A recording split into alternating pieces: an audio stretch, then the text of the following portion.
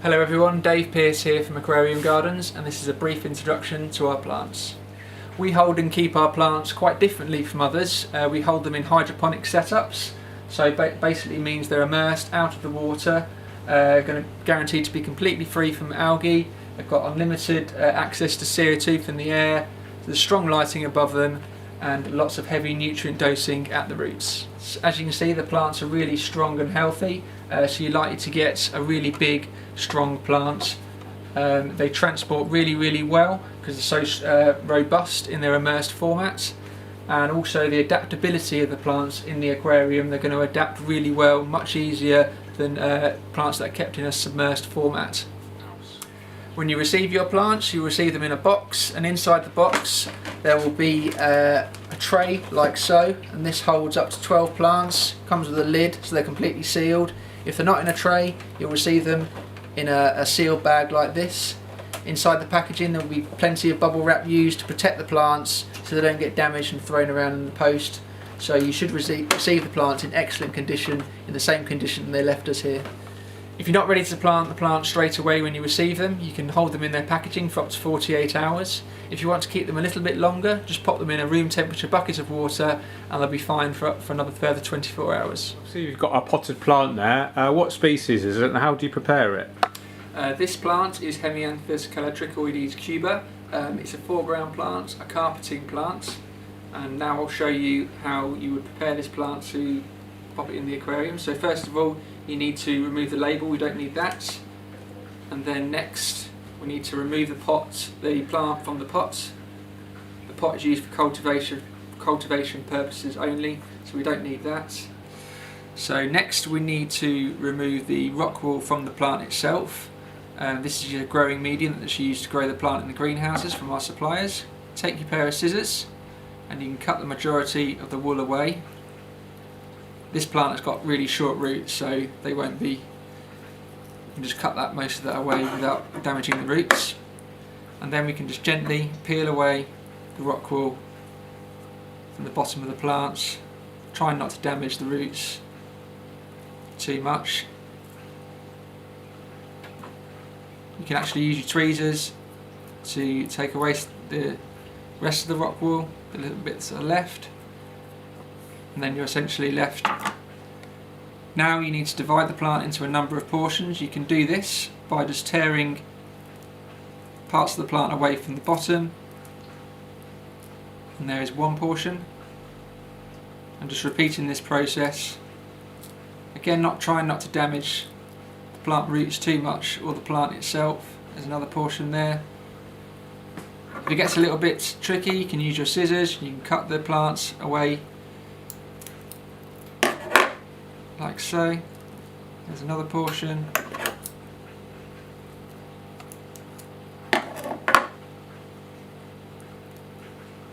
If you wanted to, you could cut them down into smaller portions, as small as you feel necessary.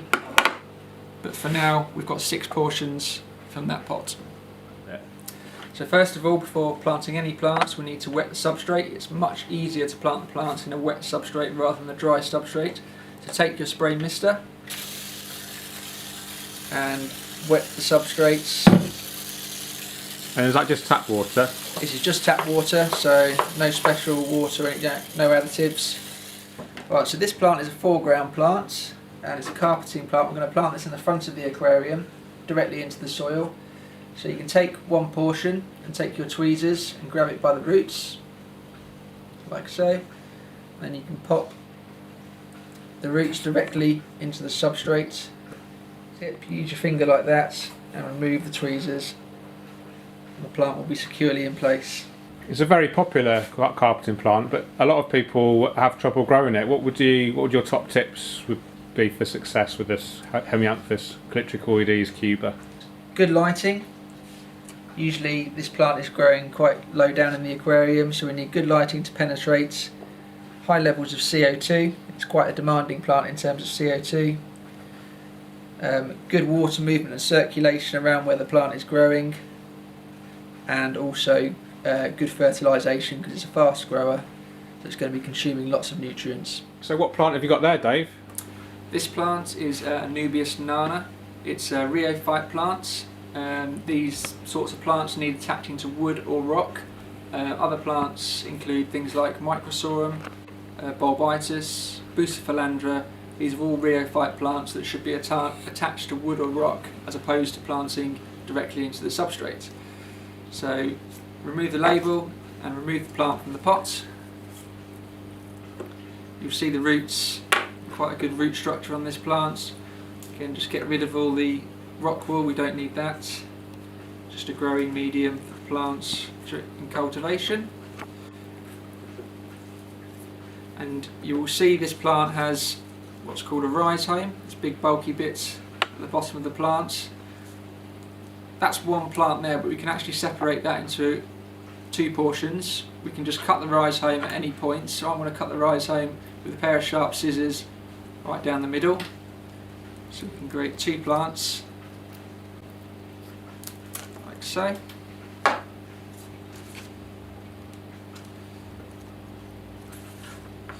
So here is one plant, and we're going to, there's a number of ways you can attach these plants to the wood. The first way is just simply pushing them in the nooks and crannies or the crevices of the wood. So here I'm simply going to push the roots, and over time the roots will grow onto the wood. The second way of attaching plants to wood is using a glue. This is Flourish glue. You can use normal super glue as well. And you simply want to put a few dots of the glue onto the wood where you want to attach the plants. So I'm going to attach the plant to this area of the wood here. Just put a small amount of the glue. It's really strong, so you don't need that much. And we're going to attach the plant from the rhizome to the wood. And all you need to do is hold that on there for approximately 1 minute. That's great, Dave. Is there any other things we need to think about when we're preparing our plants out of water? So plants like Anubis, ferns, Bucephalandra are really susceptible to drying out quite quickly and quite easily. So while we're planting our plants, we need to spray them along the way. So I'm just going to pop this into the aquarium, position it in an attractive position. So if I want to attach more plants onto this wood, I want to keep the other plants moist, prevent them from drying out, just by giving them a quick spray. So this plant we've got is a Cryptocorini. It's a rosette plant, so the plant grows from the main root mass. It doesn't necessarily send out runners or creep. But, remove the pots. You see there's quite a good root structure on this plant. What are you looking for with the roots in particular? Is there any signs of health or ill health in the roots? If the roots are grey or brown, or that potentially mean they're rotting and not in good condition, what you're looking for is a really strong, thick, white root mass, and this is a sign of a healthy and strong plant. So to separate the plant, we can either tear it away or use some scissors. So I'm just going to attempt to tear away part of the plant into a number of different portions using my fingers. So there, see one plant that we can plant that on its own. We'll just carry on separating into a number of different portions. So you can see how many plants you can actually get from just one pot.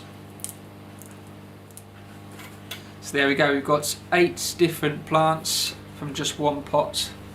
So you take your scissors and you can cut like so.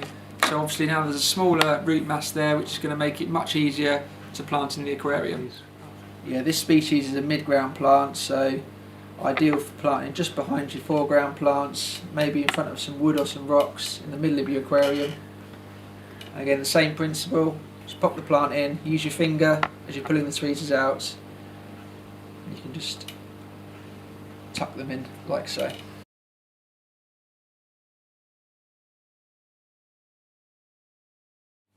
Okay, what plant you got there, Dave? This plant is a stem plant. It's called Rotala rotundifolia. With stem plants, you get a number of stems in each pot, and you need to separate these. You can either plant them individually, individual stems, or you can group them together in 2s or 3s. Most stem plants are quite fast growers, so they're quite good to have in the beginning of any aquascape really, because they uptake lots of nutrients quite quickly and help stabilise the aquarium quite quickly. Even if you don't want them in there long term, I think it's sometimes always good to have a few stem plants right from the beginning. How densely would you normally plant the substrate? Are you talking sort of as densely as you can? Personally, I would put as many plants in there as you can. We want to plant densely from the beginning because this helps, again, mature the aquascape, more chance of success. We're also limiting the possibilities of getting algae. The more plants that are in there from the beginning, the less chance the algae has to thrive, because the plants will be out competing the algae. So I'm using a pair of tweezers to plant the stem plants in the back here. It's much easier than using your fingers, which can be a little bit tricky sometimes, so it's much easier using a nice fine pair of tweezers.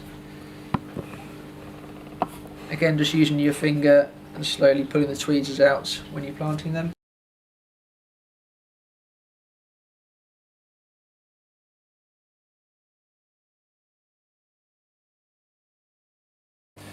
So this is a in vitro plant or tissue culture plants. These plants are produced in the laboratories. The main advantages is they're grown in a completely sterile environment. So this means they're guaranteed to be completely free from algae, snails, pests, disease. So you're getting a really healthy plant, ideal for planting in tanks with shrimps, where you want to guarantee there's been no pesticides used. If you're worried about snails, then these are the plants to go for, because you're guaranteed again not to get any snail infestations with these plants.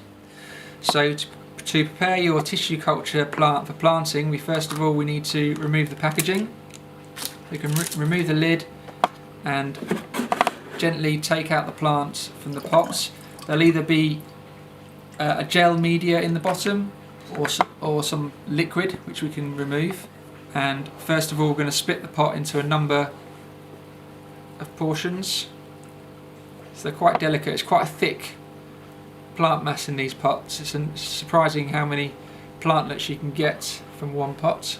So you may have noticed the pot looks really small first of all, but actually when we remove the plant from the pot and start dividing up the pot into a number of portions, you're probably going to be getting more plants from one tissue culture pot than you would from a standard sized pot, net potted plant.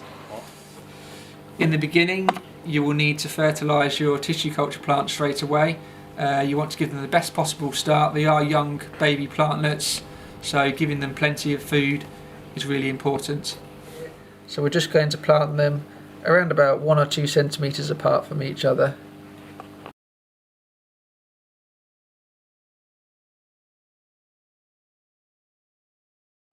So here we have some Christmas moss. Normally you buy these in little cups or little portions, so you get a decent amount for each portion, but again you'll be surprised at how far one portion can go.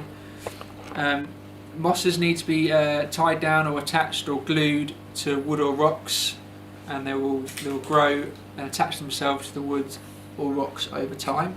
So to attach the moss, we're going to use some glue, and we're also going to insert it into the crevices of the wood. So first of all, you can just take a portion of the moss. You don't need very much, that's probably enough. First of all, we're just going to attach it by pushing it into this crevice in the wood here, like so. I'll just attach another bit there. So just by pushing it in, the moss is really resilient. If there are no available crevices or nooks and crannies to push your moss into, you can simply use a small piece of glue, super glue, or this is Seachem Flourish glue. Dot a small amount onto the wood and layer your moss onto the wood. So you can hold it there for about 30 seconds to 1 minute, and then it should be stuck down. So that's the aquarium planted. We've talked about how we keep our plants here at Aquarium Gardens. We've talked about how we transport them to you. We've talked about how we prepare the plants for planting in your aquarium, and we've also talked about how we actually plant them into the aquarium. So I hope you've enjoyed the video. Please subscribe, and cheers, keep on scaping.